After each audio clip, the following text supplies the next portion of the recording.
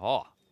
Into dry Arabia. Oh no! Oh, okay, no. It's short, guys. It's gonna be Frio. Sorry, Crackety. The Malians OP. Can't do anything about it. That's right. The Muslims whipping out the new Civ. The Malian bad boys. Now the Malians are they look pretty good right now. I'm not gonna lie. Like when the notes were being released before people even got hands on, like on paper, they looked like a pretty potent Civ. I think they have been pretty spicy so far from what people have been able to utilize. And I think they haven't even been optimized for totally yet.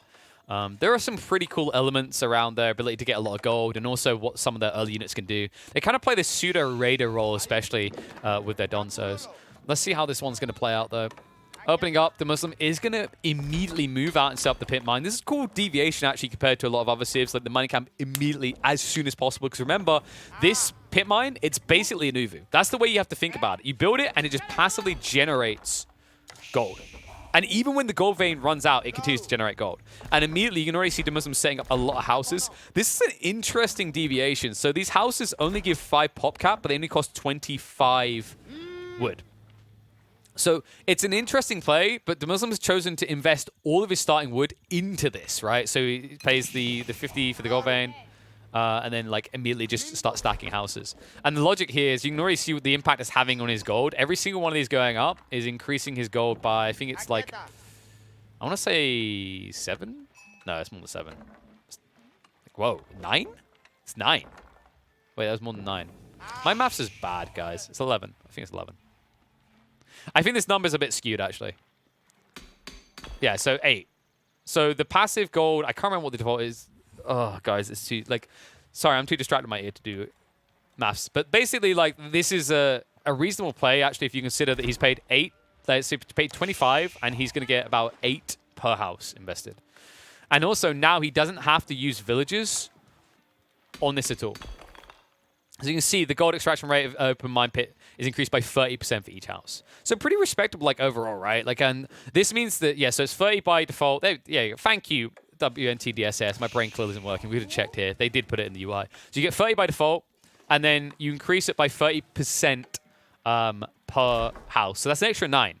So actually, they pay for themselves even quicker, really. It's like 2.5 minutes around that, just over. And these houses are paid for themselves. And you need the house pop cap anyway. And the cool thing is, the reason why I think the Muslims set all these houses up straight away is he doesn't want to have to idle walking over here again because he's not building a mill fast. So this type of format allows him to just leave the gold unattended entirely and now focus on a condensed eco in this area. Now, the cool element to this play for the Muslim is it means that he's less likely to need wheelbarrow quickly compared to other civs that have to stretch themselves out, going onto the gold, going onto the stone, whatever have you. And you can see already that he's actually optimizing his base layout for that reason. Like, the Mansa quarry is dropped right here immediately, so he doesn't have much idle time going back to the sheep.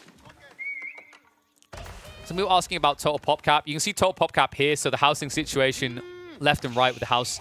And then this cool thing, this is pretty cool. I think this is going to take some getting used to for people, but this is something I quite liked in Age of Empires 2. Maybe it needs to go through an iteration or two. But this shows the balance of power in terms of eco units and military units. So it's a very quick glancy way of quickly showing if someone's behind on villager production or if someone has an overwhelming military lead. And by the way, Mansa Quarry, for those wondering, as you can see, it generates more gold. So everything that he's doing right now, the Muslim is basically just trying to optimize for never having to go into a gold vein. But I love this play out of Krakody. He moves forward. We've been so busy discussing the intricacies of the Malians, we forgot about the intricacies of the filthy Chinese. At least they're filthy in this game with this build. The Barbican drop right next to the gold veins. Now, admittedly, Krakody could have been a bit more ambitious to this, but I think he was paranoid. Tech up is going to come out through first for the Muslim. But Krakody now has a staging point. He can set up a racks and build a few spearmen to torch these down. And every single one of these houses gone, you know, it's going to be more idle time again as the Muslim has to come out and replace them. And it's also going to slow down the passive gold. Pretty crafty. Love the fact he's using the villages as well. Like, the exchange kind of makes sense if you think about it. It's not going to take too long to torch through these. He can even set up a mining camp here, start gathering and dropping outposts. And if he does that, there's no gold for the Muslim. In fact, the Muslim, I think in an ideal world, was planning to toggle onto stone and slowly get a secondary TC. Now, because of what Krakody has done, I think the Muslim's going to have to stick on gold. He has no other choice now. Because the other gold is so far away. You can see he's setting up on the pit mine now. But if this gets noticed, this could easily be torched down also.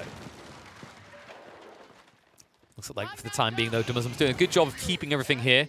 Just keeps poking away at the scouts of Krakeny to make sure that he has to stay in this area. In the meantime, it looks like there are going to be a cheeky few scouts coming out. Love this play out of Dumuslim. Remember, one big cool thing with the Malians is that these scouts, you can upgrade them. They're warrior scouts. In fact, look at the damage they do right now. Woo. Not tanky enough yet, but the point is they do 17, right? Like, 17 is the standard on all scouts. Wait, no, it's not. What am I about? They changed it. Yeah, so it's 11. And wait, did they not? I'm a little bit surprised they didn't buff scout on scout damage when they made these changes. But yeah, like, this is a very one-sided fight now. Like, it's actually more one-sided than I even originally realized. It's basically you're doing 11 damage compared to 17. Like, you can't compete whatsoever. And on top of that, remember these warrior scouts heal quicker than normie scouts. Also, if he starts to escalate into them, he can upgrade them down the line, right? He can vet them up, he can lead them up. So these units are going to remain impactful. Cool thing about them as well is just how absurdly fast they are. 1.88. Oh, the healing got fixed? All right, shout out Krakeny. Thank you for highlighting that. That's probably reasonable, though. I think, like, 5 healing was just insane. 5, like, I maybe could kind of get behind the Warrior Scouts having slightly better healing, but 5 was just... I didn't realize that, like, Relic employees make cocaine money until I saw that decision. I'm glad that they adjusted that, though. I'd say maybe 2 instead of 1 would be reasonable Warrior Scouts. Then again, their speed is absurd. They move at 1.88 movement speed. So, yeah, they compete pretty well.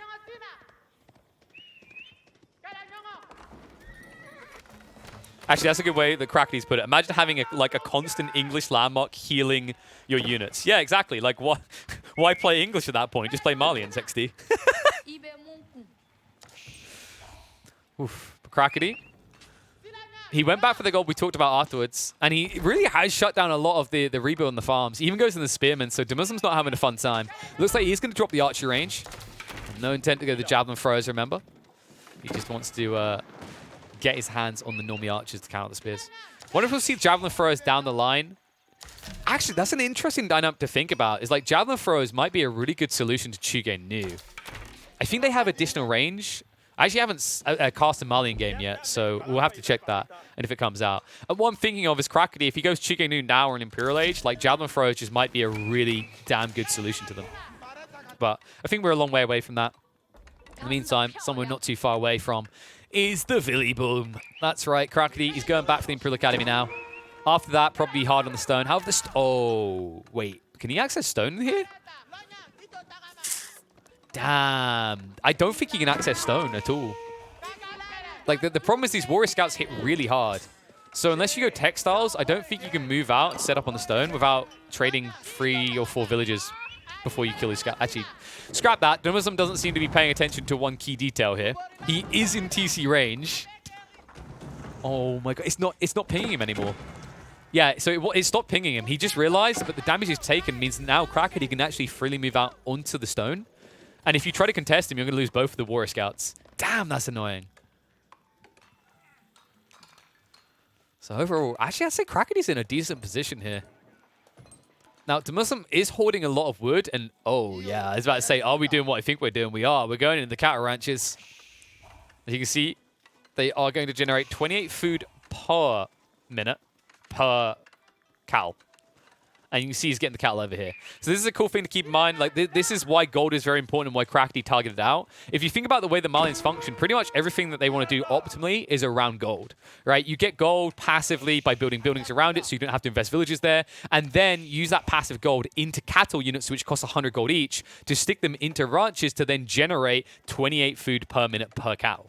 This can snowball really quickly, and that's why Krakeny blocked out the gold, is to slow this down. However, Krakeny didn't realize that Dumuslim snuck out onto a separate gold vein. He didn't even realize this one existed, because the issue with what Krakeny done at the beginning, he moved immediately in with his scouts onto the initial gold veins, and then he lost his scouts. It means he's playing blind AoE right now. Sure, he's got this proxy base which reveals some info, but this is one of those situations where more information is actually worse. Because the issue is you've been given a certain chunk of the full picture, and the rest is missing, right?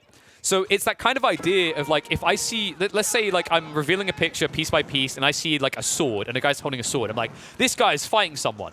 But then when we reveal the whole picture, it's actually a blacksmith making a sword, right? That's the feeling that's happened here, is that Crackety has come to an expectation of what Demuslim can do based on the fact he's blocked out the gold.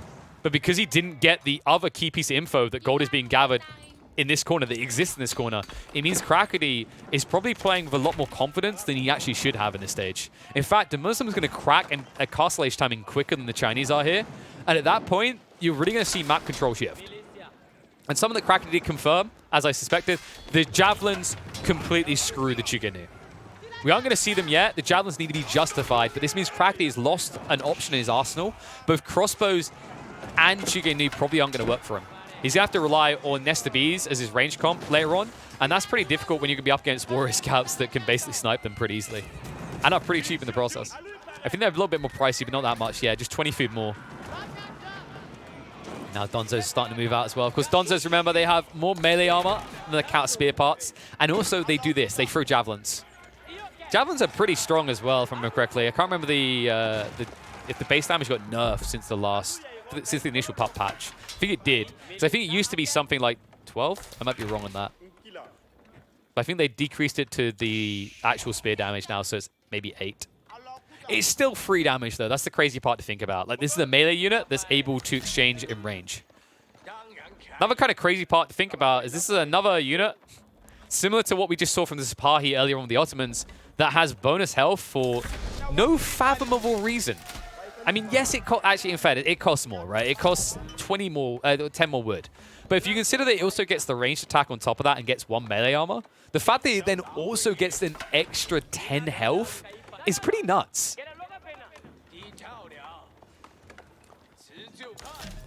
Tech up finally comes out. It is the Grand Fulani Coral. So there we go. All the cattle. Oh my good lord. I mean, this is too late of a move, actually. Nice snipe out on the cattle. In fact, you might want to cancel that next one, Dimmu. Oops. Spirit Change is coming in, but this fight is eventually going to favor Demuslim. We're going to clean up the push out, and the issue for Crackety is he's now going to be teching up from a position of weakness, unless he can get in and idle some eco. Okay, as soon as I say this should be a bad fight, it looks like Demuslim didn't take out the injured spearman. Instead, he spread out the damage. That's going to slow down the timing. But the important info here is the info not revealed. Crackety still doesn't know about this gold vein patch. So can't even try to poke some harassment over there.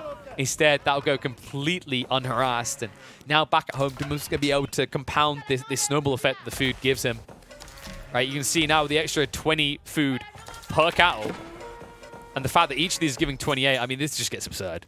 In fact, if we look at the income numbers, Demuslim is up to 900 plus gold, plus food, and he's only got 10 villagers gathering, and most of them are gathering on berries. In fact, all of them are on berries. That's a pretty absurd rate, actually. So half of his eco is passive. Right? Close to half.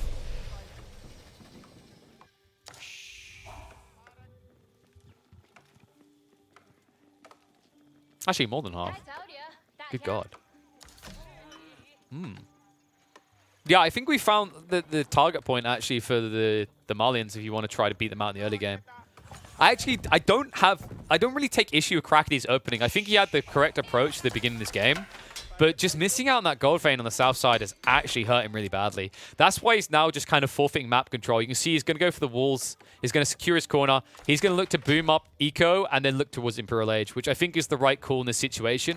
It does mean that Demuslim's going to get a lot of map control for free, though, and a lot of opportunities in the meantime. Dimmu has gone very ambitious with his gold yoinking here. Down to the south side. Looks like Crackety does scout it out, though. And this is going to be unfortunate for Dimmu because Benny Boy has gone for a static comp. He only has 1 cavalry unit, which means it's going to be very difficult to kind of react on the flanks and defend.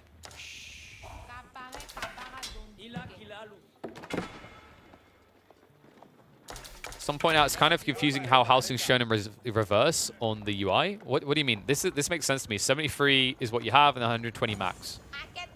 They could probably, like, actually, one thing I'd say is they could probably just, like, have the icon below and then yeah, they could, okay, so feedback for a dev if they're watching, like, maybe the house could be on top and then the full number below.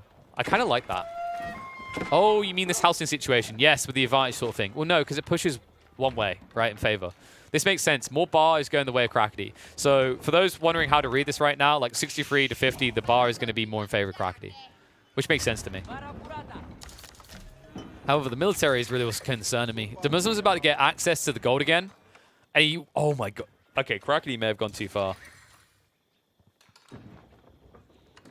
Oh, you mean for food. Okay, now I understand what Zunub is saying. He's talking about the food, the wood, gold, and everything, like, not being reflected. Maybe, yeah, I think that's a fair point. That could maybe be a better way. But then, if you think about it from a glance perspective, if you, a viewer, are quickly looking, like, the whole idea is I see this, and then I see this, right? So I think in some ways it does make sense. There's an argument for and against. It's kind of tomatoes. Palace Guard arguably forced to clash here, but Crackety, I think he knows this base is not going to last long. Army from Dumuzum is way too big to deny here. Also, Dumuzum is now set up walls, so no flank attacks going to be coming in anymore. And Crackety, you can see he's trying to offset this delicate point of a farm transition with the deer. The cool thing about the way he's doing this is that he's still going to need the farms in the next 2 minutes, but this allows him to keep pushing military in the meantime, which is going to idle Dumuzum in his base. The downside of this type of play, we've seen time and time again, is you're idling your opponent in your base, but you're not taking good exchanges, which means your opponent's military continues to snowball, and you're still investing dead weight here. You're still losing resource investment in this area. You can just see the Palace Guard unable to fight. Village going to have to pull away as well. Ram's almost done with the Barbican, and after that, that's a lot of buildings going down, actually. That's going to be 1,200 wood worth of production buildings dead. That's a heavy hit. And after that, also, keep in mind, the reason why Dumuzum's coming out this direction isn't just to secure his 2 gold veins again, it's to secure the 2 beyond. His numbers going to start getting spooky. Dumuzum right now does have 17 villagers working on gold, but that doesn't make sense when you look at the numbers that he's getting in terms of passive gold coming in here. It's pretty high. Also, another cool detail to keep in mind is he can extract on these pit mines, and even when they're exhausted fully, the pit mines will still keep passively generating gold. So it's not a bad play what Dumuzum's doing here, where he's got villagers working on these. It's just extracting resources that he needs right now, and down the line, it's still going to be a passive income later. 1 archer. Damn, this guy's living the dream. Okay, now it's a nightmare. Be chased away. You know, I'm thinking about like the effectivity of just playing cattle for the sakes of killing cattle. I actually think it's not that bad of a play. 100 gold for 500 food with a gather rate. I haven't checked the numbers, but I'm going to assume based on how quickly they're gathering here, this has to be, like, it's better than the sheep, right? So it might be deer rate. So I think it's 0.84 gathering rate. So you pay 100 gold, you get 5 times that in food in return, and you get a gathering rate that's the same as deer. That's not bad. Especially for a civ that gets passive gold anyway. I'll have to see if that becomes a core part of Malian gameplay as time goes on. It's actually logical when you think about it, because like the investment as well, like it takes 15 seconds to produce this, and you only get 28 food per minute per passive cow. So there is a lot of gains here if you just immediately start harvesting. But of course the catch is, do I need my villagers elsewhere? So proxy base is going to be cleaned up though. Crackety. I don't think he's hit his timing, actually. I mean, his eco's at 78, the Muslims at 58, with passive food and gold alongside it. Just look at the numbers. Like, it's actually pretty absurd how weak the Muslims making the Chinese look. I don't think I'm putting enough emphasis on that. He's kind of looking dog water. But part of the reason is because Crackety, he tried to deny eco, and he only went 1 TC, right? He never set up the secondary TC. So this has been about a 1.5 TC effective Chinese versus a 1 TC Malian with passive income. I'm really surprised that Crackety didn't go for a secondary TC. Maybe the logic in his mind is he needed more food to invest in military, and if he'd chosen to go secondary TC, the burden would have been too high, and he wouldn't have been able to be aggressive and boom eco. But now, the aggression hasn't worked out, and your eco is just looking weak. Man, that's crazy. I mean, these numbers, like, damn. And Dumuzum could even invest in more cattle farms if he wants to. These numbers just probably feel good enough right now. Instead, he's going after the relics. Relics that, of course, did get nerfs. They only give 80 gold each. But still, it's going to be even more gold. Infinite gold is the way Malians is looking to go here. Looks like they did at least clear up some of that infinitesimal gold on the south side, but as he does that, the Muslim is now moving north side with the army. Should be able to set up 2 pit mines in this area. And from there, he could even think about wrapping in, but it looks like instead the Muslim is going to play a little bit more passive here. In fact, with this wall, I wouldn't be surprised if he's considering a sacred site victory condition. Definitely has reasons to come around the south side. Definitely feels like Krakody has given him the opportunity with the lay of the land here. The Muslim, with an army this big, you feel like you should be striking for a lot more. So someone's kind of like raising some people are discussing interesting points around like the Malians. One thing that I want to address here is like someone said, what if the cows died after they passively produced a certain amount of food? No, that's bad. So like if your argument is after producing 500 passive food, they die, like it doesn't make sense because I'd rather just kill them and like munch them straight away, because the issue with that logic is that they're only giving 28 food per minute by default. And then, of course, this landmark gives a bit more. It's going to take so long to return, like, the investments. I don't like that idea. Like, you have to think of it with how relics work, for example. Like, it's delayed investment to make a return later on. The whole idea that cows should eventually die would work if farms didn't work how they do now. If we had AoE2 farms where they lasted a finite amount of time and then you had to pay for them again, I could kind of get behind the play, but I don't think we need to hate on the Malians cows. I don't think the cows are the problem. I think the gold is the compounding issue. In fact, you can just see it in the numbers more than anything else. Now you're going to see it in the base of Krakody. Those numbers really are starting to swing in favor of Muslim. Krakody is playing catch-up, though. Needs to hold the choke points. Nesta Bees could do a lot of damage here. However, the wraparound's coming in. And it feels like there's just not enough spearmen here to deter the cavalry. Not enough artillery to defy the clump factor that the Muslims bring into the party. Even bringing in the Musafadi warriors now. These boys, of course, move faster than your standard, but they are lightly armored. It's not that great at diving the base. However, with this amount of force behind you, the Muslim never has to really retreat. Just keep on diving in. There's not enough static defenses to really punish this either. Palace Guard holding the choke point. Double Nesta Bees now out in the field, but Krakody, at risk of losing him, is going to be forced to peel back. In fact, I think they're going down no matter what you do here. It just looks like there's not enough Palace Guard left to protect it. And even if you do push him out of your base, keep in mind that the Muslim is free to boom economically behind this. And these walls coming in, oh my god, this is so annoying. Krakody just keeps looking for a break, looking for a way in, but he's not going to find one villager. Oh, Ben. Dude, that's key. Ben, he just auto-aggroed the army away, so they can't torch down before the walls are complete. That's actually a really high-level play out to Muslim. Keeps him one step ahead as he continues to stonewall up. The Chinese stonewall of military is kind of falling apart in the base. Nesta B's got cleaned up. Rams have taken out a lot of infrastructure in Krakody's base. And behind that all, of course, the Muslim was making his way up. Imperial Age is now unlocked. Keep being set up as well. Looks like this flood through of Chinese military may not be quick enough to stop the keep from going up. In fact, yeah, it looks like it's going to be a little too late here. Maybe pinches a few villagers, but with textiles online, he's not going to get much for his value. Good play. The Muslim, what did he go up with in the end? It looks like, yeah, he went up with the Fort of the Huntress. So you can see here, this is pretty nutty, actually. Infantry nearby gets stealthed. But that's not the big deal, right? Because that's like the only way you'd use that kind of effectively is on the aggress. But right now it's the defensive. This is the key to tell, though. Musafadi warriors and Musafadi gunners gain first strike, dealing more damage when breaking stealth with an attack. I haven't seen the Muslim really use the stealth so far. I kind of want to, but I doubt it's going to come into play. I think this is more just about the Muslim securing his north side with a keep for free. Looks like the Palace Guard are going to be finished off here. Upgrades are going to start to come out soon as well. And it looks like actually the Muslim did go for the poison arrows. Maybe someone can fact check me and correct me if I'm wrong in chat, but this used to, did this not used to stack? I think the poison arrows used to stack. But I think they removed, no, it did not stack. There's no way. If it stacked, I think I remember someone mentioning on day one of the pub that it stacked, but I think that was a bug. Because if it stacks, it's broken. For those wondering what I'm talking about, poison arrows is this. It gives 3 additional damage over 6 seconds. Actually, now that I say it out loud, stacking it wouldn't be that busted. We'll see in a fight. I think they, like, thinking of the numbers involved, I think they still stack. Because, like, it sounds high, right? 3 additional damage over 6 seconds, but then you realize it's doing 1 damage every 2 seconds is the better way of looking at it.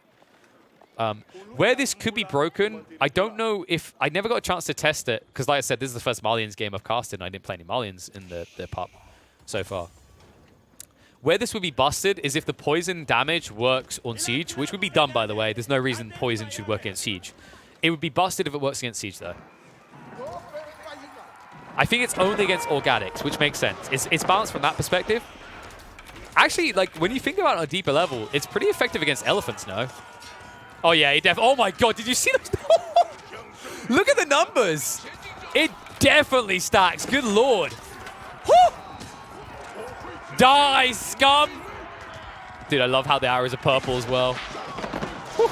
Yo, okay, I don't want to, like, allow Microsoft to milk too much here, but how about customized poison arrow effects? If I can get this in green as well, like, maybe I'm not, like, a Mace Windu fan. I'm more of, like, you know, a Luke Skywalker fan. Can I get the green arrows?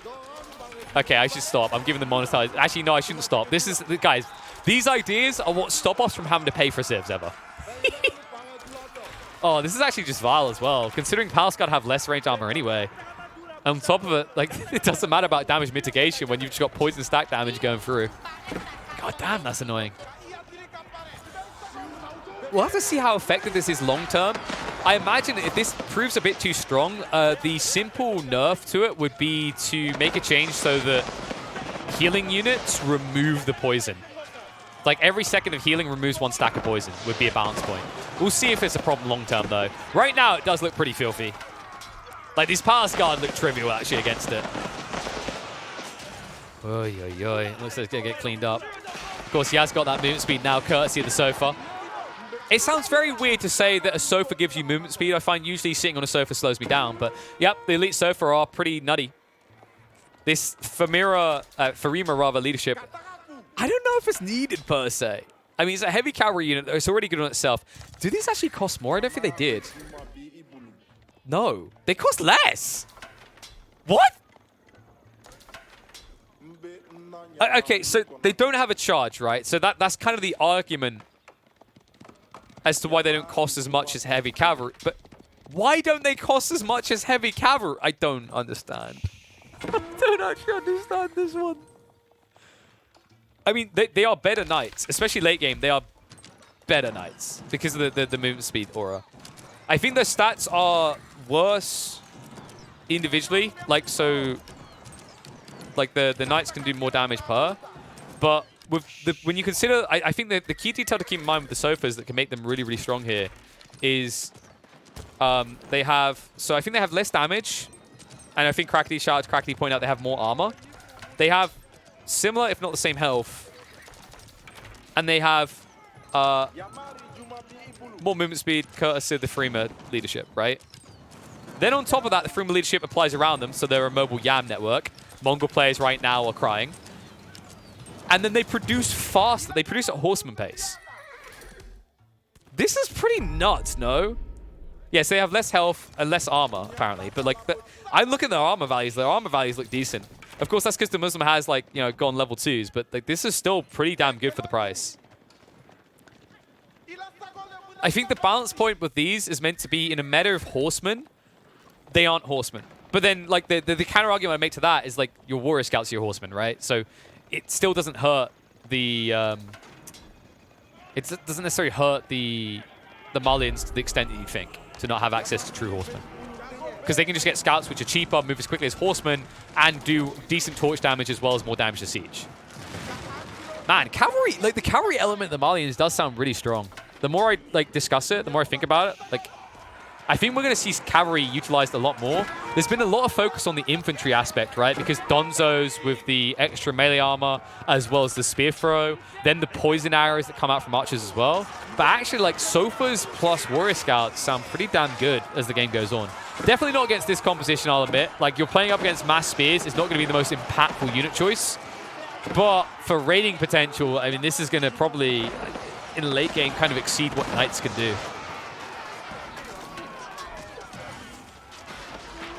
Okay, so Crackney's pointing out they have +1 armor compared to knights. Yeah, so, like, yeah, I think sofas are maybe a little bit overly feisty.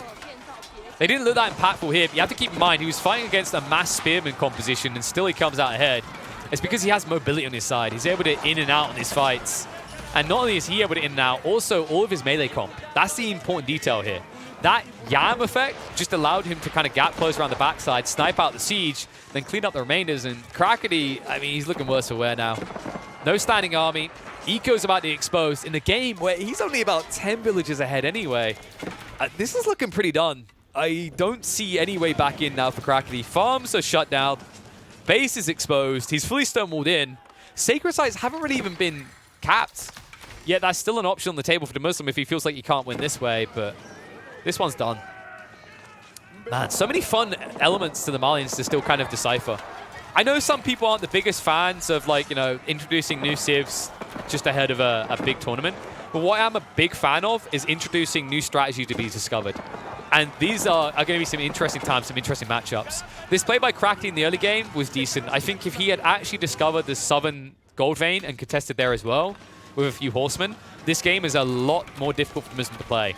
But credit where credit's due. He played to the advantage of the Malians well. He didn't get too greedy. He found a reserve gold vein that kept him alive and allowed him to thrive around his castle age timing. And from there on, it felt like Krakeny was playing a losing battle, especially when you consider that Krakeny still to this very day, this very moment, never got that secondary TC.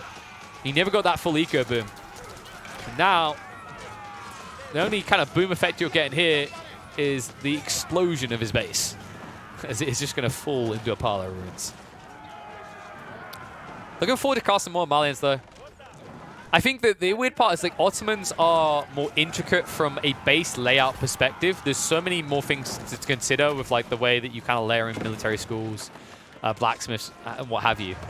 But the Malians have an interesting layer of sophistication to their unit compositions and the way you utilize them in the mid-map. Whereas I think the Ottomans are a bit more traditional, clumpy style, right? So that's a cool thing to think about. Malians are a lot more focused on the micro battle. And I think Ottomans, there is some micro elements, but there's a bigger focus on efficiency to achieve clump. But screw the Ottomans. Chinese versus Malians here. Great display by the Muslim to hold defensive and great way to come out ahead in the late game.